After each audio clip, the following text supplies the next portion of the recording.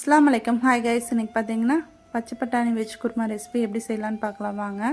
அகலமான கடாயில் ஆயில் சேர்த்துக்கலாம். ஆயில் நல்லா ஹீட் ஆனோன்னா 1-2 ஸ்பைசஸ் எல்லாம் சேர்த்துக்கலாம்.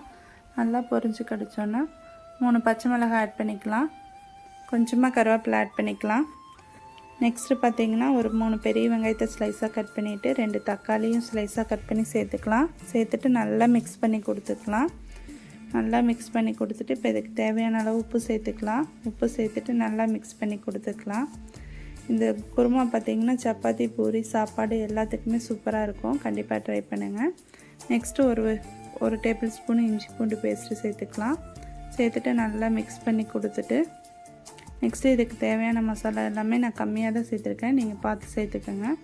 1/2 ஸ்பூன் மஞ்சள் தூள், 1/2 ஸ்பூன் மல்லித்தூள், 1/2 ஸ்பூன் காஷ்மீர் மிளகாய் தூள், 3/4 ஸ்பூன் அளவுக்கு பட்டை ஏலக்காய் தூள் சேர்த்துருக்கேன்.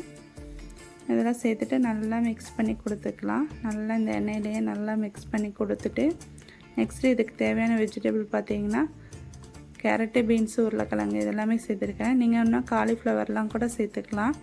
நல்லா இந்த எண்ணெயில் கோட் ஆகிற மாதிரி நல்லா மிக்ஸ் பண்ணி கொடுத்துக்கலாம். நல்லா மிக்ஸ் பண்ணி கொடுத்துட்டு இது 2 நிமிஷம் மூடி போட்டு விட்டுடலாம். சைட் பை பார்த்திங்கன்னா நான் பச்சை பட்டாணியை நல்லா வேக வச்சு வச்சுருக்கிறேன். ஒரு 2 விசில் விட்டு அதை பார்த்திங்கன்னா நான் தண்ணியோடையே சேர்த்துக்க போகிறேன். வேக வச்ச தண்ணியோடையே. அந்த தண்ணியோடு சேர்க்குறப்ப தான் நமக்கு முழுமையான சத்து கிடைக்கும். இப்போ பச்சை பட்டாணியை ஆட் பண்ணிக்கலாம். ஆட் பண்ணிவிட்டு நல்லா மிக்ஸ் பண்ணி கொடுத்துட்டு நல்லா மிக்ஸ் பண்ணி கொடுத்துட்டு நம்ம மூடி போட்டு வேக விட்டுடலாம். சைட் பை பார்த்திங்கன்னா ஒரு 1/2 மூடி தேங்காய், ஒரு 10 முந்திரி ஃபைன் பேஸ்ட்டாக அரைச்சி வச்சுருக்கிறேன். அதை நம்ம இது கூட சேர்த்துட்டு நல்லா கலந்து கொடுத்துக்கலாம். நல்லா சூப்பராக கலந்து கொடுத்துட்டு நல்லா ஒரு கொதி வரட்டும். மூடி போட்டு விட்டுடலாம்.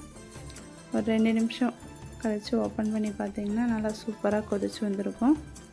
இப்போ பார்த்திங்கன்னா காய்கறி, பட்டாணி எல்லாமே சூப்பராக வெந்து கிடச்சிருச்சு. இந்த ஸ்டேஜில் நல்லா மல்லி இலை தூவி சர்வ் பண்ண வேண்டியதான். கண்டிப்பாக ட்ரை பண்ணுங்கள். எப்படி இருக்குன்னு கமெண்ட் பண்ணுங்கள். தேங்க்ஸ் ஃபார் வாட்சிங்.